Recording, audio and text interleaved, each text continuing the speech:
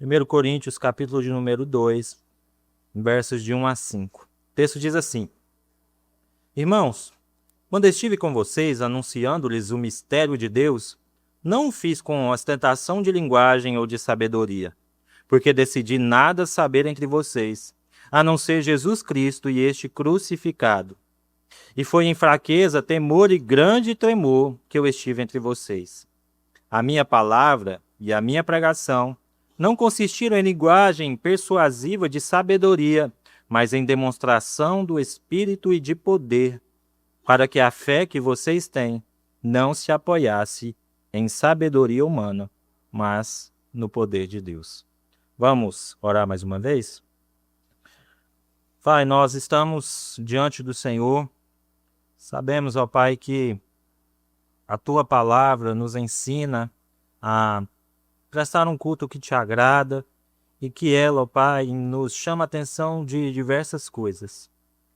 Mas neste momento nós queremos te pedir que o Senhor coloque o nosso coração e a nossa mente naquilo que acabamos de ler, para que essas palavras venham entrar no nosso coração, para que essas palavras, Senhor, venham fazer morada em nós e, compreendendo assim a Tua palavra, nós possamos colocar em prática. Socorre a mim, ó Pai, que falarei aos meus irmãos nessa noite, mas também socorre a Tua igreja que está aqui para ouvir a Tua palavra. Que cada um de nós, Senhor, saiamos cheio do Senhor nessa noite. É o que nós te pedimos, em nome de Jesus. Amém. Meus irmãos, ou meu irmão, talvez você tenha chegado à igreja um pouco mais recente e não conheça a minha história aqui na Igreja Presbiteriana de Jardim Goiás. Eu cheguei aqui à igreja em 2011, aos 20 anos. Depois de muita insistência da minha namorada na época, hoje a minha esposa, e da minha sogra. Apesar de ter visitado outras igrejas, foi aqui que nós fomos muito bem recebidos e de forma muito amorosa pelos irmãos. Naquela época, minha resistência aos evangelhos era muito forte. Tanto é que eu me lembro de uma das primeiras coisas que eu falei para a Esther se você quiser me chamar para ir a qualquer lugar, nós vamos, mas não me chama para ir para a igreja não, porque eu não vou. Naquele momento em que eu estava sendo convidado, eu comecei a vir à igreja e achar muito bom o ambiente da igreja e comecei a ouvir a palavra de Deus.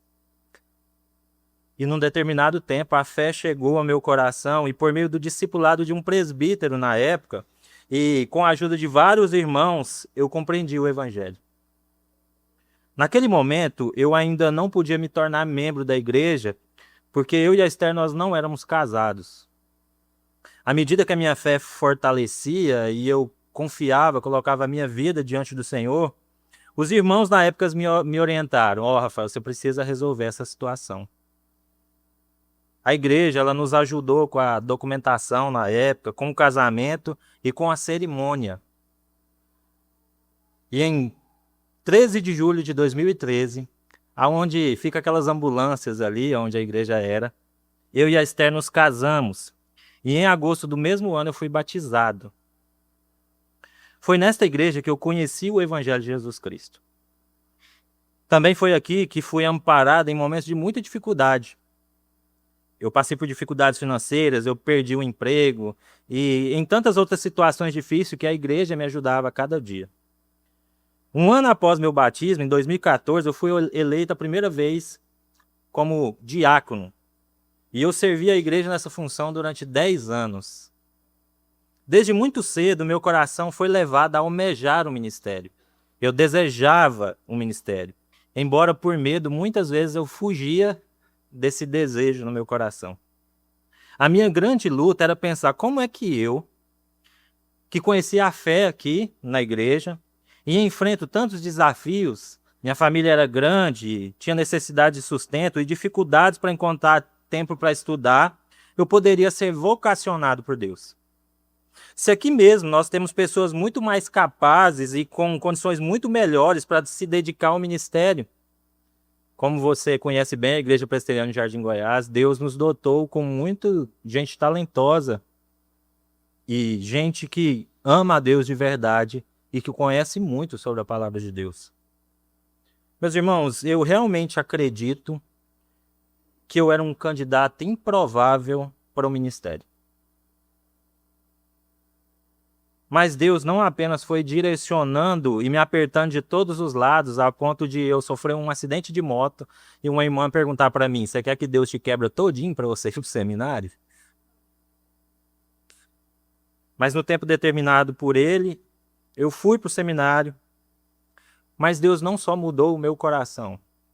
Deus foi demonstrando para a igreja que realmente havia me vocacionado para o ministério. Hoje, Deus me concede o privilégio de servir como pastor na igreja que me ensinou sobre Jesus Cristo. Que me ensinou a amar a Jesus. Olhando para trás, eu percebo que a questão nunca foi sobre as minhas capacidades. Sempre foi sobre o poder de Deus, que em sua sabedoria escolhe instrumentos totalmente improváveis para que toda a glória pertença somente a Ele. E é exatamente isso que Paulo vai nos ensinar nesse texto que nós vemos aqui hoje. Paulo ele está lidando com um grande problema na igreja de Corinto. Os irmãos já não estavam mais unidos no falar nem no pensar. E havia divisões entre eles. Você vai ver isso no primeiro capítulo, versos 10 a 17. Irmãos estavam se levantando e falando: eu sou de Paulo, os outros eu sou de Apolo, uns eu sou de Cefas, outros eu sou de Cristo, e formando grupos em torno desses líderes e começando a brigar entre eles. Isso acontecia porque a igreja estava sendo influenciada por uma cultura que havia ali em Corinto. Embora fosse uma cidade romana, Corinto era profundamente marcada pela cultura grega, que valorizava o conhecimento, a sabedoria humana e a eloquência. Muitas vezes, uma pessoa era julgada não pela sua mensagem ou se aquilo que ele estava falando era verdade, mas pela capacidade de impressionar pelos seus argumentos. Nesse contexto, os sofistas, que eram alguns homens que exerciam uma grande influência na cultura em Corinto, eles dominavam essa ideia. E eles eram mestres da retórica e da oratória. Eles eram conhecidos pela sua habilidade de convencer as pessoas e impressionar seus ouvintes. Muitos deles buscavam prestígio e eram admirados justamente pela essa forma com que eles falavam, muito mais do que pela verdade do que eles ensinavam. Essa maneira de pensar não demorou para entrar dentro da igreja. Os coríntios eles passaram a avaliar aqueles que estavam pregando para eles não só a mensagem, mas eles avaliavam se aqueles homens tinham sabedoria humana, se eles sabiam falar de forma correta, se eles tinham um conhecimento mais elevado do que outros. Eles começaram a avaliar os seus pregadores pelos padrões da sabedoria humana e deixaram de lado os critérios de Deus. Ao lermos as cartas de Paulo, nós percebemos que Paulo ele chegou a ser acusado de não possuir uma presença marcante entre os irmãos. Quando você vai em 2 Coríntios, capítulo 10, verso 10, é dito que os acusadores de Paulo diziam as seguintes palavras sobre ele: a presença pessoal dele é fraca e a palavra dele é desprezível. Essa era a característica que eles davam a Paulo. Em outras palavras, Paulo não era o tipo de líder admirado pela cultura de Corinto, como, por exemplo, os sofistas eram. Ele não correspondia ao modelo de sucesso que os coríntios esperavam. É justamente para corrigir essa maneira de pensar que Paulo demonstra que Deus age de forma completamente diferente da lógica humana. Deus escolheu as coisas loucas do mundo para envergonhar os sábios. E ele escolheu as coisas fracas do mundo para envergonhar as fortes. E é interessante porque nós vemos essa cadeia de pensamento no primeiro capítulo. Se você vai no capítulo 1, dos versos 18 a 25, você vê Paulo mostrando a sabedoria de Deus na cruz. Como Deus escolheu uma mensagem totalmente estranha, totalmente avessa àquilo que o mundo esperava para demonstrar o seu poder. Aquilo que o mundo considerava loucura é, na verdade, a manifestação do poder de Deus e da sabedoria dele. Nós precisamos lembrar que cruz não era um objeto como nós gostamos de ver hoje, pendurada no pescoço ou vendo nos lugares, e a gente, como diz o Walter, a gente acha bonito de se ver. Cruz era sinal de maldição. Só as piores pessoas eram condenadas à cruz. E Deus escolheu a cruz para demonstrar o seu poder. Mas se você vai aí no capítulo 1, versos 26 a 31, Paulo vai mostrar que a sabedoria de Deus também foi demonstrada no chamado aos próprios coríntios. Deus não escolheu os sábios, segundo a carne. Ele não escolheu os poderosos, nem os de nobre nascimento. Pelo contrário, Deus escolheu os humildes. Deus escolheu aqueles que eram desprezados e aqueles que nada são, para reduzir a nada os que são. É por isso que Jesus diz: obrigado, Pai, porque o Senhor escondeu essas coisas dos sábios, mas revelou aos humildes ou aos pequeninos. Agora, Paulo ele vai mostrar a sabedoria de Deus em sua própria pregação. A maneira como ele anunciou o evangelho demonstra que o fundamento da proclamação é Cristo, e um Cristo crucificado. Que a fé verdadeira ela não vai nascer da eloquência humana, mas do poder do Espírito Santo. O sucesso não vem de palavras bonitas, mas vem do poder de Deus. O que Paulo faz nesses versículos é rejeitar qualquer tentativa de alcançar um sucesso confiando na capacidade humana. Isso não significa que a obra de Deus ela deve ser realizada de forma medíocre ou desleixada ou sem preparo. O próprio Paulo era um homem profundamente instruído e conhecia muito bem a cultura e a retórica de sua época.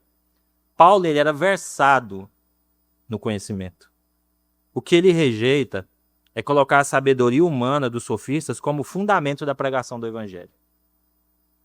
Sua mensagem era de fato cheia de sabedoria. Entretanto, como ele mesmo afirma, a partir do versículo 6, você pode olhar aí na sua Bíblia, a sabedoria dele trata-se da sabedoria que vem da parte de Deus. Não é a sabedoria deste mundo. Diante disso, eu quero tratar do seguinte tema com os irmãos nessa noite. A sabedoria de Deus na pregação de Paulo. A sabedoria de Deus na pregação de Paulo. Nós vamos ver que a sabedoria de Deus ela é revelada em uma pregação centrada em Cristo, realizada em dependência do Espírito Santo, para que a fé dos homens descanse no poder de Deus. Essa é a grande lição que Paulo ele queria ensinar para os coríntios. E também a nós nessa noite. Afinal, a fé verdadeira não nasce da habilidade do pregador, mas do poder de Deus operado por meio da palavra. É exatamente por isso que Paulo nos leva ao seu próprio ministério. Ele vai tomar o seu ministério, a sua pregação como exemplo. Se Deus sujeitou a sabedoria humana, se Deus rejeitou, na verdade, a sabedoria humana, será que o apóstolo anunciaria o evangelho confiado nessa mesma sabedoria? Meus irmãos, nós sabemos que de maneira nenhuma. Se Deus rejeitou a sabedoria deste mundo, será que Paulo deveria colocar sua confiança na sabedoria deste mundo? Paulo não faz isso. Mas então, quais são as marcas de uma pregação moldada pela sabedoria de Deus? Paulo vai nos apresentar 4 fundamentos a respeito disso, nestes 5 versos. E o primeiro fundamento é que a pregação não se fundamenta na sabedoria humana. A pregação não se fundamenta na sabedoria humana. Olha comigo o verso 1 novamente. Olha o que Paulo fala. O texto diz assim: Irmãos, quando estive com vocês, anunciando-lhes o mistério de Deus, não o fiz com ostentação de linguagem ou de sabedoria. A primeira coisa que nós precisamos perceber aqui é que Paulo muda o foco do argumento. Até aqui, ele havia mostrado essa sabedoria de Deus em 2 coisas.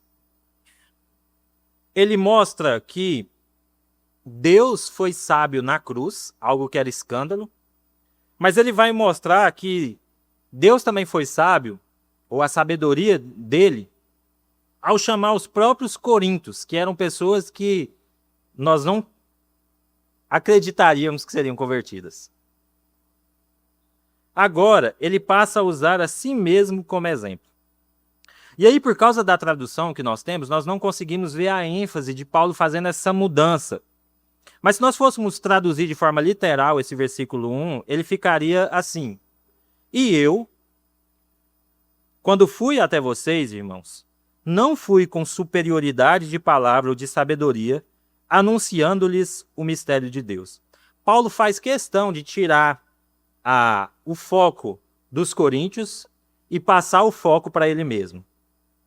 Ele disse o seguinte: olhem para a cruz, olhem como essa mensagem é loucura para os que se perdem, mas para nós é o poder de Deus.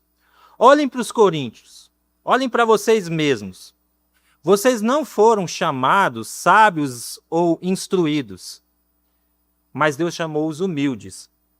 Agora, olhem para mim. Assim como Deus manifestou sua sabedoria, olhem agora para a maneira como eu preguei o evangelho para vocês. Ao anunciar a loucura da cruz em Corinto, Paulo também poderia ser visto como alguém louco e fraco aos olhos do mundo, mas Paulo não estava preocupado com isso. Sua maneira de pregar não correspondia ao padrão que os coríntios admiravam. Nós precisamos nos lembrar desse contexto novamente. Quando um sofista chegava a uma cidade, era comum que lhe fosse dada a oportunidade de demonstrar suas habilidades, sua oratória, sua retórica. Quanto mais eloquente e convincente fosse esse sofista, maior era a sua fama, maior o número de discípulos e maior também era o retorno financeiro que esse sofista tinha. Mas Paulo afirma que não chegou em Corinto dessa maneira. Ele chegou de uma maneira completamente diferente. Quando nós voltamos lá em Atos 18, nós vemos que, ao chegar à cidade, Paulo trabalhou fazendo tendas, juntamente com Priscila e Áquila.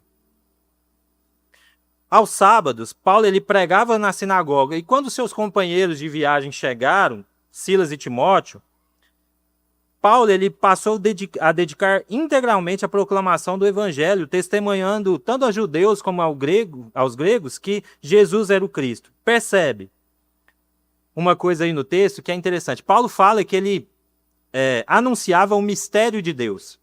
O mistério de Deus não é aquilo que está oculto, não era como as religiões de mistério que existiam em Corinto. Pelo contrário, Paulo está falando que ele anunciava aquilo que estava oculto, ou o plano de Deus que estava oculto, mas que agora foi revelado aos coríntios. E quando Paulo faz isso, ele não faz confiando em si mesmo. O que Paulo anuncia é Jesus Cristo e esse crucificado. E é interessante como Paulo coloca aqui também.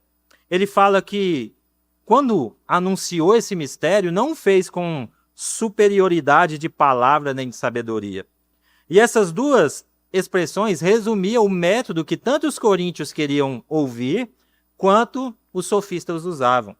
Eles confiavam nessa capacidade de impressionar, enquanto Paulo diz que quando foi pregar a eles, não usou essas coisas para impressionar aquele povo. Paulo ele não usou técnicas refinadas de persuasão.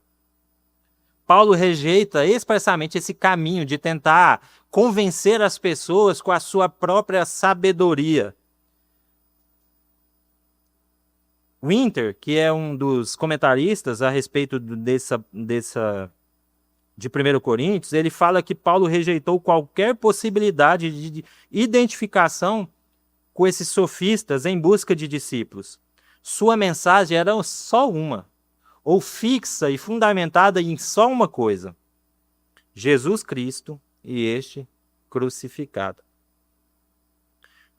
Nós precisamos entender que Paulo não está aqui condenando o estudo. Muitas pessoas usam esse texto para falar que Paulo, olha só, quem estuda demais não tem fé, ou o Espírito Santo não está nele, deixa o Espírito Santo te usar, né, irmão? Que chegar lá, você fala o que vier. Paulo ele não está dizendo que deve ser assim. Paulo não está falando que nós não devemos ter uma comunicação inteligente ou uma boa comunicação. Paulo ele era profundamente instruído, ele conhecia as escrituras, a cultura judaica e o pensamento grego. O que ele rejeita, meus irmãos, é fazer da habilidade humana um fundamento para que as pessoas possam compreender o evangelho. Ele não queria que as pessoas fossem conquistadas pela sua eloquência. Eles queriam que as pessoas fossem conquistadas por Cristo e pela sua palavra. Paulo ele não queria discípulos para ele. Paulo queria discípulos de Jesus. É por isso que o tempo todo Paulo aponta para Cristo e não para si mesmo. Qual é a aplicação que nós vemos só desse primeiro versículo? Meus irmãos, essa continua sendo uma tentação dos nossos dias. Não é difícil nós encontrarmos igrejas e pregadores que depositam sua confiança em métodos humanos, em técnicas humanas de persuasão, estratégia de comunicação ou na capacidade de entreter as pessoas, imaginando que por meio dessas coisas o evangelho vai ser mais eficaz.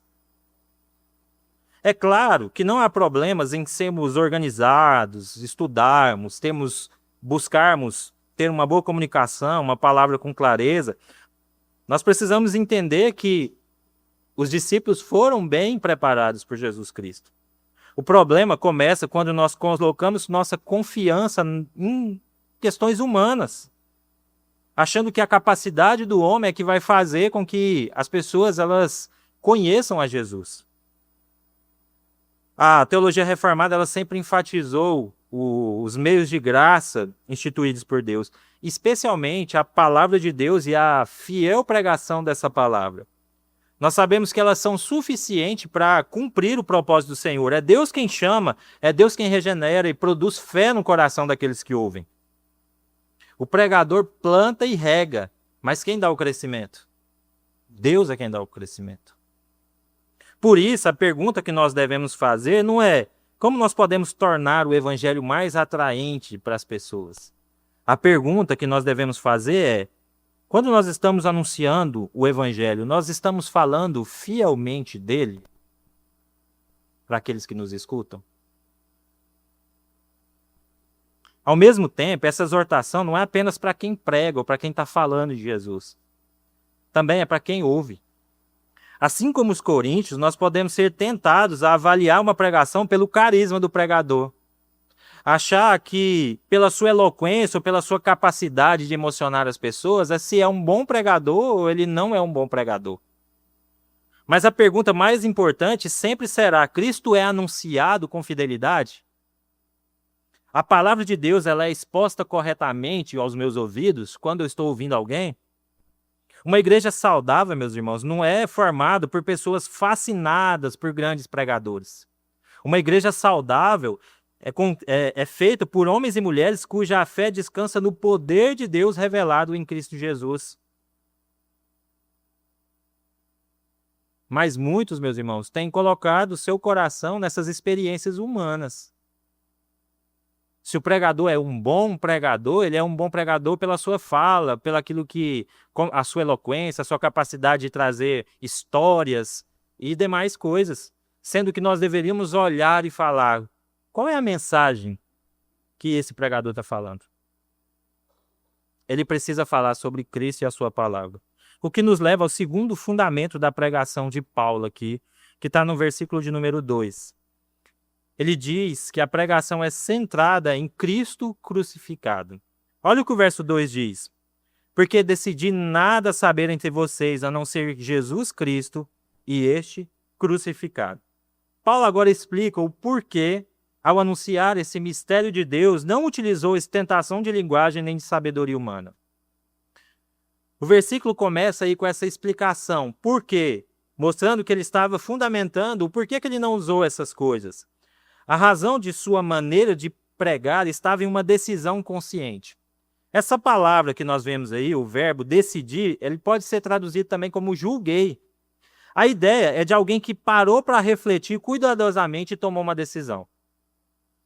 Mas por que Paulo tomou essa decisão? E a resposta está em tudo que ele vem falando até aqui. Por que Paulo tomou essa decisão de não pregar com essa ostentação de linguagem ou com essa sabedoria humana? O argumento é simples. Se Deus escolheu salvar pecadores por meio daquilo que o mundo considera loucura, que é a cruz de Cristo, por que Paulo tentaria tornar essa mensagem aceitável pela sabedoria humana? Se Deus escolheu pessoas que o mundo despreza para envergonhar as que são, por que Paulo buscaria impressionar os coríntios com a mesma sabedoria que Deus veio destruir? Se Deus determinou que ninguém se glorie diante dele, por que o pregador ele deve buscar glória para si, como acontecia com aqueles sofistas que iam a Corinto? Paulo compreendeu que o método da pregação precisava refletir a própria mensagem. Por isso ele diz: decidi nada saber entre vocês a não ser Jesus Cristo e este crucificado. Isso não significa que Paulo falava apenas de um único assunto. Ao lermos suas cartas, nós percebemos que Paulo vai falar de diversos assuntos. 1 Coríntios mesmo fala sobre casamento, família, fala sobre dons espirituais, fala sobre santificação, fala sobre ressurreição, fala sobre justificação, fala sobre igreja, escatologia e muitos outros temas. O que Paulo está dizendo é que Cristo crucificado era o centro do qual toda a sua pregação era desenvolvida. Tudo o que Paulo falava culminava em uma só pessoa, Jesus Cristo, e que eles precisavam de Jesus Cristo. Toda a doutrina de Paulo aponta para Cristo. Toda exortação encontrava seu fundamento em Cristo. Toda esperança estava em Cristo. Todo o plano da redenção encontrava seu cumprimento em Cristo. E Paulo faz questão de acrescentar: e este crucificado. Ele não anuncia apenas um Cristo que ensina, realiza milagres ou serve de exemplo moral, como nós vemos muitas pessoas falando. Jesus é um cara legal.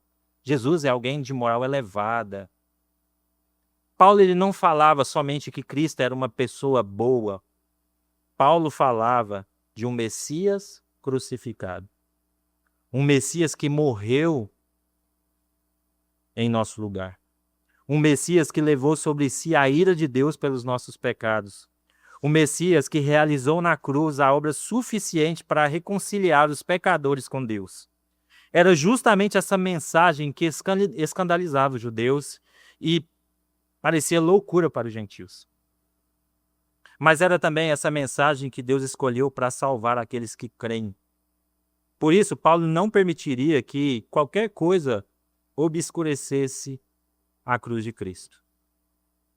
E nós, como servos do Senhor Jesus, não podemos deixar nada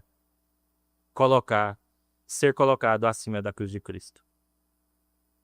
Nem eloquência, nem retórica, nem personalidade, nem filosofia humana, nem ser conhecido ou qualquer outra coisa. Cristo crucificado era o conteúdo da sua pregação e a razão da sua decisão de rejeitar a sua confiança na sabedoria dos homens. Qual a aplicação desse segundo ponto para nós? Essa continua sendo uma das maiores tentações da igreja dos nossos dias. Meus irmãos, é possível a gente falar de família, prosperidade, autoestima, princípios para uma vida melhor, liderança, sucesso, relacionamentos e ainda assim não falar de Cristo crucificado. Há uma diferença entre uma mensagem que usa alguns versículos da Bíblia, sabe? E uma pregação verdadeiramente cristocêntrica. Uma pregação bíblica sempre conduzirá as pessoas a Cristo, porque toda a Escritura aponta para Ele. E não é difícil a gente ver aí vários oradores e bons oradores soltar um versículo aqui e outro ali e serem levados a dizer: não, mas ele é crente, ele falou sobre um versículo bíblico. Isso não quer dizer nada. Se isso não nos levar à cruz de Cristo e à necessidade que nós temos da cruz de Cristo.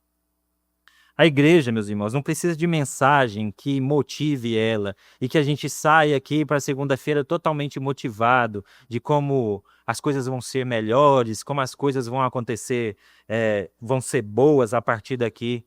O que a igreja precisa ouvir é que Cristo morreu pelos seus pecados, que Ele ressuscitou dentre os mortos e que Ele continua sendo a única esperança de salvação para as nossas vidas. Sempre que Cristo deixa de ocupar o centro Alguma coisa vai ocupar o lugar dele. O homem, suas experiências, seus desejos ou sua sabedoria. Mas quando Cristo crucificado, ele permanece no centro de tudo que nós ouvimos e tudo que se fala na pregação, nós entendemos que Deus continua fazendo aquilo que ele tinha prometido, que era salvar pecadores pela loucura da pregação. Eu lembro que eu estava fazendo uma visita recentemente e uma irmã me chamou a atenção a respeito de uma coisa muito interessante. É possível um pastor pregar sobre graça muito tempo e não falar o nome de Jesus. É possível a pessoa falar sobre salvação muito tempo e não falar sobre o nome de Jesus. Como? Se o fundamento é ele. Mas Paulo vai apontar para um terceiro fundamento. A pregação é marcada pela dependência de Deus. Está no verso 3. Olha comigo no verso 3 o que Paulo diz. Ele diz assim: E foi em fraqueza, temor e grande tremor que eu estive entre vocês. E foi em fraqueza, temor e grande tremor que eu estive entre vocês. Depois de mostrar que sua pregação não se fundamenta na sabedoria humana e que o centro da sua mensagem é Cristo Jesus, e esse Cristo crucificado, Paulo agora ele descreve a maneira como esteve entre os coríntios. Ele afirma que esteve entre eles em fraqueza, temor e grande tremor. Essa descrição ela chama a atenção porque contrasta completamente com a figura dos sofistas. Enquanto eles chegavam às cidades demonstrando confiança, segurança, eloquência e domínio da retórica para conquistar os seus discípulos, Paulo ele fala como é que ele chegou lá nos Coríntios. Ele não chegou lá autoconfiante, ele não chegou apoiado em sua própria capacidade, ele não chegou lá tentando impressionar sua audiência. Pelo contrário, ele afirma que esteve entre os coríntios em fraqueza, temor e grande tremor. Mas o que Paulo quer dizer com isso? O que Paulo quer dizer com essa ideia de fraqueza, temor e grande tremor? Olavo Ribeiro ele apresenta 3 possibilidades para isso aqui. A primeira é que Paulo ele está descrevendo sua fragilidade diante da própria missão. Quando Paulo fala que chegou em fraqueza, temor e grande tremor, é porque quando Paulo chegou em Corinto, ele viu que aquela cidade era uma cidade extremamente difícil aos olhos humanos para o evangelho. Em Atos 18, versos 9 a verso 10, o próprio Senhor aparece para Paulo e diz uma mensagem interessante para ele. Lá em Atos, capítulo 18, verso 9 e 10, Jesus Cristo aparece para Paulo e fala as seguintes palavras: Não tenha medo, pelo contrário, fale e não se cale, porque eu estou com você.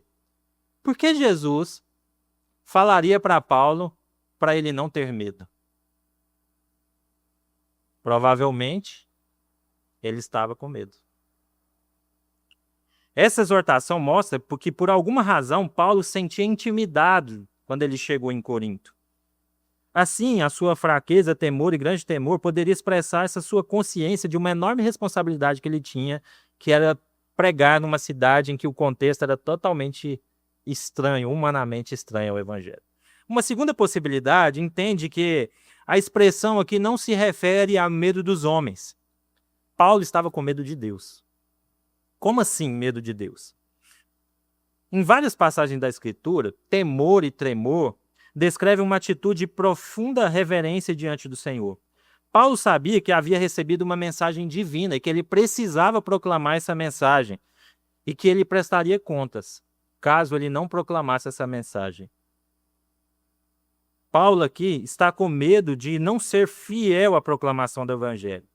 Seu receio era fracassar não diante dos homens, mas fracassar diante de Deus. Só que existe uma terceira possibilidade. É que Paulo está descrevendo sua condição física.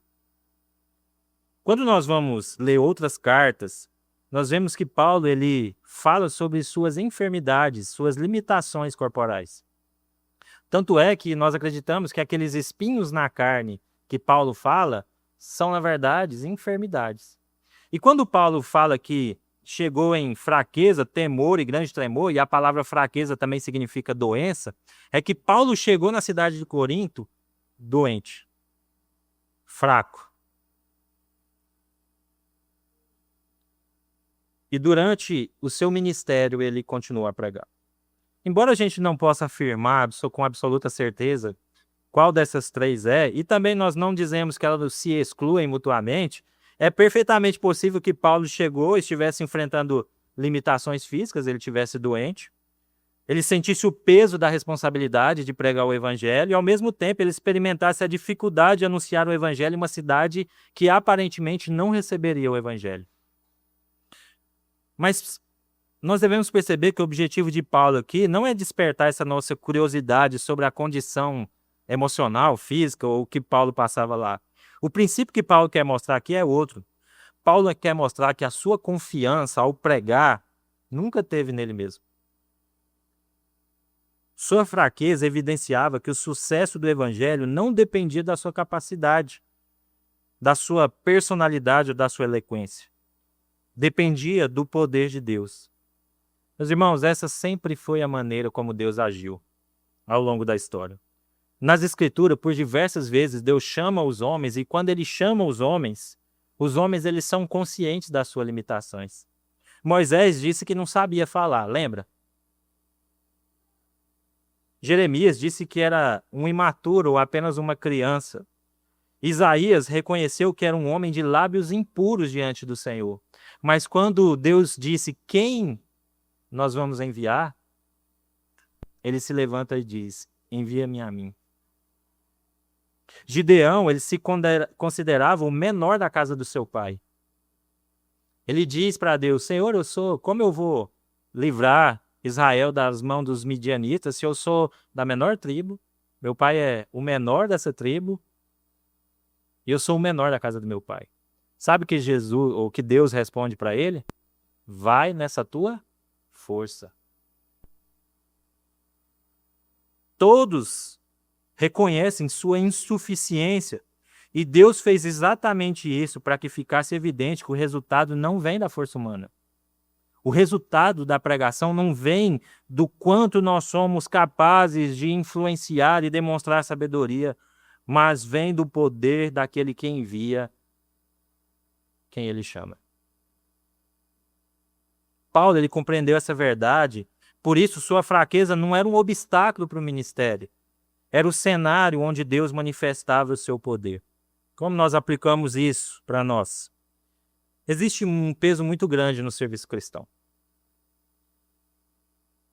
Quanto mais nós compreendemos a grandeza da mensagem que nós anunciamos, mais nós percebemos a nossa insuficiência. Por muitas vezes nós damos aquelas desculpas, e eu ouço desculpas a todo momento. Senhor, eu não sei falar. Pastor, eu não sei falar, eu não sou capaz, pastor.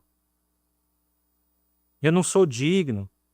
E essa era uma das minhas prediletas.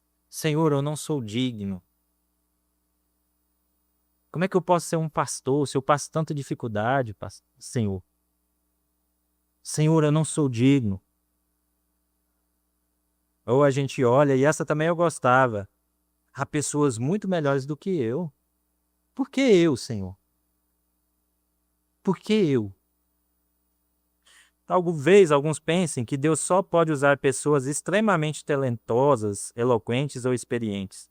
Mas a história da redenção mostra exatamente o contrário. Deus nunca chamou pessoas porque eram suficientes.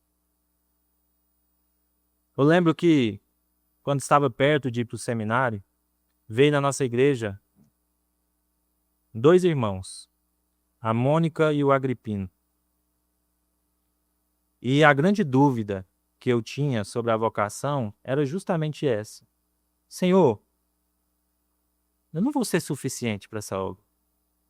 Eu lembro que a Mônica me deu um livro chamado Vocacionados, e ela escreveu na capa desse livro, tem até hoje, que esse livro responde à sua pergunta. E o livro falava sobre quem eram aqueles que Deus chamou. Deus não chamou os grandes de Israel. Deus chamou aqueles que eram da Galileia, homens desprezados. E mesmo assim Deus ensinou e capacitou cada um deles. Ele chamou pessoas que reconheceram sua insuficiência para que dependessem completamente dele. Isso não significa que Deus aprove a negligência ou o despreparo. Esse texto não é para dizer para você, faça a obra de qualquer jeito, dá o resto que te sobra. Sabe, se você for dar aula, não se prepare, faça de qualquer jeito. Se você for servir a igreja, pode fazer, afinal de contas é para Deus. Você não serve a Deus voluntariamente no sentido de serviço voluntário. Você serve a Deus porque Ele te chamou para servir e você faz o melhor para o seu Senhor. Esse melhor nunca vai ser suficiente. Um dia eu perguntei para o pastor Hélio e falei, pastor, quando é que passa esse medo que a gente tem antes de subir no púlpito? Ele falou assim, nunca. Porque o dia que você perder esse medo tem alguma coisa de errado. Eu acho interessante que alguns irmãos, quando vão tocar, eles começam a tremer, né? Quando eles estão tocando. Aí eu ficava assim, gente, mas é só tocar. Aí, na última, só tocar, né? É assim que a gente pensa. Viu, Adib? Na última encontro de famílias que nós tivemos, eu fui tocar uma música que eu e o André e o Lucas fez lá na igreja. Meu amigo, minha mão não parava. Primeiro que eu não sei tocar violão, como os irmãos sabem. Cantar piorou. Mas meus dedos não paravam. Porque desde tocar, meu irmão, desde levar uma água pro pastor, ou qualquer coisa que você faça na igreja, ou fora dela, é pro Senhor Jesus que você está fazendo. E isso deveria queimar no nosso coração. Paulo está falando que nós não devemos confiar na nossa própria força. E é interessante que lá em 2 Coríntios, capítulo 12, verso 9, Paulo fala uma coisa interessante. Quando ele pede para que o espinho da carne seja tirado dele, o que Deus responde para ele? A minha graça lhe basta, porque o poder se aperfeiçoa na fraqueza. O ministério cristão nunca foi sustentado pela força do homem, mas pela graça e pelo poder de Deus. O que nos leva ao último fundamento que Paulo nos traz aqui, nos versos 4 e versos 5. O quarto fundamento é que a pregação demonstra o poder do Espírito Santo. Versos 4 e 5 diz assim: a minha palavra e a minha pregação não consistiram em linguagem persuasiva de sabedoria, mas em demonstração do Espírito e de poder, para que a fé que vocês têm não se apoiasse em sabedoria humana, mas no poder de Deus. Paulo ele vai chegar agora na conclusão do seu argumento aqui, nesses 5 versículos. Depois de dizer que Deus rejeitou a sabedoria humana, que decidiu anunciar Cristo crucificado e que esteve entre os coríntios em fraqueza, temor e grande tremor, ele mostra por que tudo isso aconteceu. Por que ele decidiu, ou por que foi em fraqueza que ele pregou aos coríntios? Sua palavra e sua pregação, eles não consistiram em linguagem persuasiva de sabedoria, mas na demonstração do poder do Espírito. Mais uma vez, Paulo estabelece aqui um contraste. O sofista dependia dos poderes das palavras para convencer as pessoas. Mas Paulo ele dependia de outro poder. E esse poder vinha do Espírito Santo. Isso não significa que Paulo ele pregasse de maneira desleixada, como nós já vimos. Muito menos que ele desprezasse a boa comunicação. O próprio apóstolo, ele mostra isso em várias cartas. A diferença estava na eficácia da pregação. Meu irmão e minha irmã, o que faz você sair de casa de manhã e à noite para ir para a igreja, para ouvir um cara durante 40 minutos ou 45 minutos? Se for pela lógica humana, isso seria loucura. Tanto é que quando a gente vai falar que a gente vai para a igreja, algumas pessoas não conseguem compreender. Ou que a gente vai ouvir sobre a palavra de Deus. O que faz isso ser transformado em nosso coração, mudado no nosso coração, é o poder de Deus, o poder do Espírito Santo que nos convence que nós precisamos nos alimentar semanalmente, diariamente, da palavra do Senhor Jesus. Somente o Espírito Santo pode abrir os olhos do pecador, convencer do pecado e conduzir alguém pela fé em Cristo Jesus. Mas o que explica essa expressão que Paulo coloca aqui? Demonstração do Espírito e de poder. Alguns entendem que Paulo está falando sobre milagres, mas o contexto não aponta para essa direção. Nem em Atos 18, nem nas cartas de Paulo, é dito que os coríntios, o fundamento da evangelização de Paulo em Corinto era por causa dos milagres. Tudo indica que a demonstração de poder ali, do Espírito e de poder, se refere principalmente à obra do Espírito Santo no coração dos coríntios. Pensem em tudo que Paulo já apresentou até aqui para nós. Uma mensagem considerada loucura, pregada a um povo improvável, por meio de um pregador fraco. Isso vai dar certo? Aos olhos humanos, não. Aos olhos humanos, não. E mesmo assim, a igreja nasceu. A igreja floresceu. Tinha problemas na igreja, mas como nós vimos no capítulo 1, essa igreja era a igreja do Senhor Jesus Cristo, comprada pelo Senhor Jesus Cristo. Como explicar isso sem entender que o Espírito Santo atuou ali na vida daqueles irmãos? Somente o Espírito Santo pode transformar uma mensagem que o mundo despreza no poder de Deus para a salvação. Você não creu em Cristo Jesus porque você achou que o evangelho era legal. Nossa, faz até sentido. Você crê porque o Espírito Santo te convenceu de que isso é a verdade que salva. Ninguém te convenceu, no sentido humano, mas o Espírito Santo te convenceu. E foi assim lá com os coríntios também. O Espírito Santo é o único que pode moldar aquele que achava que está certo em todas as coisas. E eu lembro que era o que eu dizia, eu lembro que o presbítero abaixava a cabeça, porque um dia eu cheguei nele e falei: irmão, eu acho que eu sou crente mesmo. E ele, por quê? Naquela alegria, né? Eu falei assim, não, porque eu sempre fui um cara legal, nunca, né, fiz nada assim de muito errado. Cara, um cara totalmente errado falar uma coisa dessa. Eu lembro que ele abaixou a cabeça, não era um momento de contrapor, né? Mas, meus irmãos, o único capaz de mostrar quão errados nós estamos e quanto nós precisamos de Jesus Cristo é o poder do Espírito Santo. Foi exatamente isso que aconteceu em Corinto. Por isso, Paulo ele vai concluir no verso 5. Para que a fé que vocês têm não se apoiasse em sabedoria humana, mas no poder de Deus. Esse sempre foi o objetivo. Ele não queria produzir admiração pela sua própria pessoa. Qualquer pregador que tente trazer admiração para si mesmo, irmão, foge desse cara. Foge. Paulo queria que a fé em Cristo Jesus fosse produzida, mas não por ele, mas pelo Espírito Santo, que nos convence do pecado, da justiça e do juízo. Se os coríntios crescem por causa da eloquência de Paulo, sua fé ia depender da eloquência de Paulo. Mas se crescem pelo poder do Espírito, sua fé permaneceria firme, porque estaria fundamentada em Deus e não no homem. É assim que Paulo encerra toda essa argumentação que ele começou lá no capítulo 1, verso 18. A cruz, os coríntios, o próprio Paulo e agora a conversão deles tem um único propósito, mostrar que todo o poder e toda a glória pertence a Deus. Todo o poder e toda a glória pertence a Deus.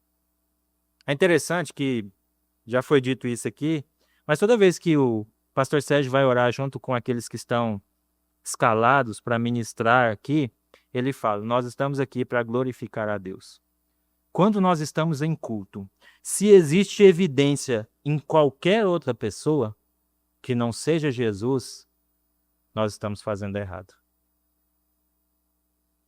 Muitas vezes o nosso coração tenta nos evidenciar. Hoje eu vou fazer o melhor e as pessoas vão olhar e ver como fulano de tal é bom ou como eu sou bom nisso. Mas, meus irmãos, nós precisamos lutar constantemente contra isso. O único que deve ser glorificado e o centro de tudo que nós fazemos é Cristo Jesus. A aplicação para nós é que nós vivemos em uma época em que muitos medem o sucesso de algo pelo tamanho, pelo público, pela habilidade de alguém ou pela capacidade de atrair pessoas. É interessante que esses dias eu vi um vídeo em que tinha uma cabine de avião que não era uma cabine de avião. Na verdade, ela era um estúdio. Um estúdio para que aquelas pessoas que querem demonstrar que estão com riquezas e mostrar que elas estão dentro de um jatinho particular, elas vão para esse estúdio e tiram fotos e fazem vídeos dentro desse estúdio. Para quê? Para mostrar a sua popularidade, o seu sucesso. Mas na igreja não é assim.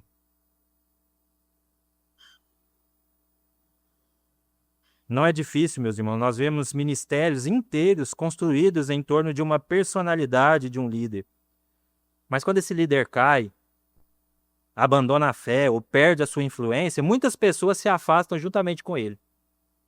Isso revela que a sua confiança não estava em Cristo. Sua confiança estava no homem. A fé produzida pelo Espírito Santo, ela é diferente. Ela não depende do carisma de alguém. Ela não depende da eloquência no sermão. Ela depende da sabedoria deste mundo. Não depende da sabedoria deste mundo. Ó, quase que eu falo errado aqui. Ela descansa no poder de Deus revelado em Cristo Jesus. Por isso, Paulo ele afirmou uma coisa interessantíssima em Romanos 1,16, que nós não podemos negligenciar. Pois não me envergonho do Evangelho, porque é o poder de Deus para a salvação de todo aquele que crê. Não me envergonho do Evangelho, porque é o poder de Deus para a salvação de todo aquele que crê. O Evangelho, meus irmãos, continua sendo suficiente. Não pense que o Evangelho precisa ser moldado, modificado. É lógico que métodos, formas de ensinar, elas podem ser mudadas e mostradas, mas elas precisam continuar a estar em um único fundamento, que é Jesus Cristo. Muitas igrejas estão tirando a parte da contrição, sabia? Sabe essa parte em que nós pedimos perdão pelos nossos pecados? Igrejas, inclusive presbiterianas, estão retirando essa parte. Sabe qual que é a justificativa? Que os irmãos já estão cansados dos seus problemas. Para que a gente ficar falando sobre pecados para eles? Se a gente tira o pecado, para que Cristo? Cristo é o fundamento de tudo que nós fazemos. O Evangelho ele continua sendo suficiente. É essa mensagem que o Espírito Santo continua usando para regenerar pecadores, fortalecer a igreja e conduzir o seu povo até a vida eterna. Lembra a história que eu contei no início sobre a minha vida? Foi a verdade do Evangelho que transformou ela. Eu não precisei de uma nova metodologia, uma nova forma. Eu precisei ouvir que eu era pecador e que eu precisava de Jesus. O quão distante eu estava desse Deus e que o único caminho para chegar nesse Deus era Jesus Cristo. E foi isso que me fez chorar no dia da minha conversão. Quando eu vi essa distância entre mim e Deus e que eu precisava chegar até Ele.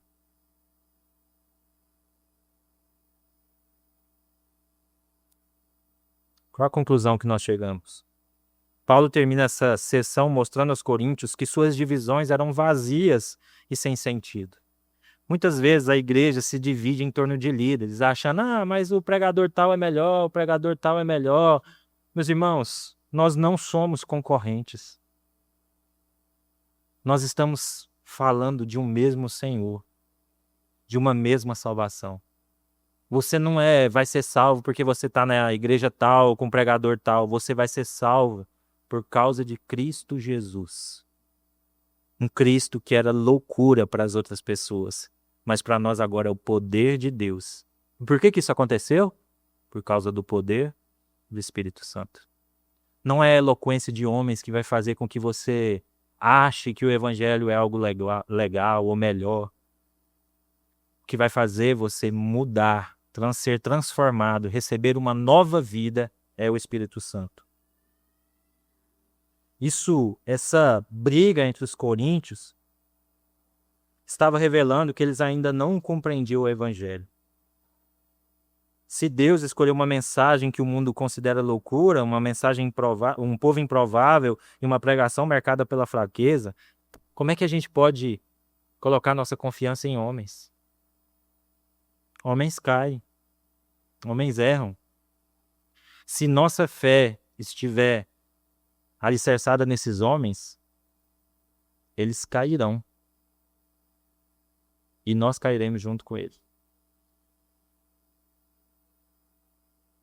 Mas se a nossa fé está alicerçada em Cristo Jesus, nenhuma dificuldade, nem mesmo grandes escândalos poderão roubar a nossa fé. Nós vivemos em uma época que valoriza todas essas coisas, mas Paulo nos lembra que só Deus transforma o coração. Uma igreja pode estar cheia de informação e ainda assim vazia de Cristo. Um pregador pode falar muito bem, emocionar, prender a atenção da igreja, demonstrar profundo conhecimento bíblico, e mesmo assim, se o Espírito Santo não operar, isso não vai adiantar de nada. Por isso, esse texto ensina aos pregadores que eles devem colocar a confiança, não na sua capacidade, mas no poder do Espírito Santo que age por meio da fiel palavra de Deus. Meus irmãos, eu ainda me considero incapaz de falar a vocês. Mas eu sei quem é o Deus que transforma o improvável em um instrumento nas mãos deles.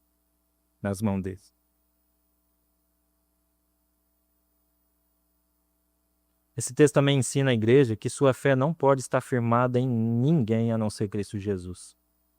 Nossa fé precisa repousar somente nele. Que a nossa confiança jamais esteja nos homens, mas em Deus. Que Cristo seja sempre o centro da nossa pregação e da nossa fé. E que ao ouvirmos a sua palavra possamos descansar na certeza de que o Evangelho continua sendo o poder de Deus para a salvação daquele que crê. Deus, ele destrói a vanglória humana para que a fé descanse unicamente nele. É em Cristo Jesus que a sua fé precisa descansar. Vamos orar mais uma vez? Senhor, nós reconhecemos, ó Pai, que muitas vezes nós agimos segundo os critérios deste mundo, ó Pai, e não olhamos segundo os critérios que o Senhor instituiu na Tua palavra. Nós reconhecemos, Senhor, que nós julgamos muitas vezes, ó Pai, segundo nossos próprios critérios, ó Pai, e esquecemos de olhar que o Senhor já estabeleceu cada uma das coisas, ó Pai, através da Tua palavra. Socorre a cada um de nós, ó Pai. Que esta mensagem aqui, ó Pai, desperte corações a serem fiéis ao Senhor, mas que esses corações também, ó Pai, entendendo a sua insuficiência diante do Senhor, possam servir, Senhor, segundo cada um dom, segundo cada uma das coisas que o Senhor deu a cada um de nós. Desperta a Tua igreja, ó Pai, a obedecer ao Senhor. Desperta a Tua igreja, ó Pai, a colocar a sua fé somente no Senhor. Que homens, ó Pai, sejam instrumentos do Senhor. E como João Batista diz, convém que ele cresça e eu diminua. Senhor, que cada um dos nossos serviços aqui na igreja ou fora dela seja para demonstrar e apontar para a grande salvação que nós recebemos em Cristo Jesus. Que o Senhor nos dê a graça, ó Pai, de vermos frutos no meio dessa igreja, ó Pai. Muito obrigado pela minha vida, Senhor. Vida na qual o Senhor concedeu por meio dessa igreja.